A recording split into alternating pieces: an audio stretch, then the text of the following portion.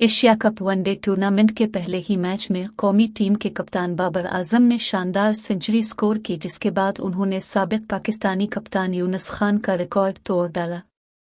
बुध को Asia cup 2023 के इफ्तिताही match में पाकिस्तान ने नेपाल को एकतरफा मुकाबले के बाद 238 रन से शिकस्त दे दी।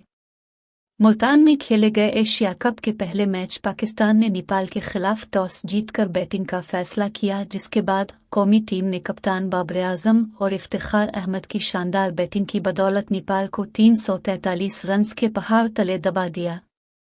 बाबर आजम ने नेपाल के खिलाफ वनडे कैरियर की 19 सेंचुरी स्कोर की और 151 रन की शानदार इनिंग्स खेली, जबकि इफ्तिखार अहमद ने भी नेपालियों की खूब दुर्गत बनाई और 71 गेंदों पर 109 रन बोर्ड पर सजाकर नाकाबिल शिकस्त रहे। जवाब में मेहमान टीम 24 ओवर में 104 रन बनाकर अलिफाट हो गई। यूनुस खान का रिकॉर्ड। बाबर आजम ने 151 रन की इनिंग्स खेली, जिसके बाद वो एशिया कप वनडे में सबसे ज्यादा रन्स बनाने वाले खिलाड़ियों की फहरिस्त में दूसरे नंबर पर आ गए। इंटरनेशनल क्रिकेट काउंसिल के मुताबिक इस फहरिस्त में पहले नंबर पर भारत के साबिक कप्तान विराट कोहली हैं, जिन्होंने 2012 के वनडे एशिया कप में पाकिस्तान के खिलाफ 183 रन बनाए थे।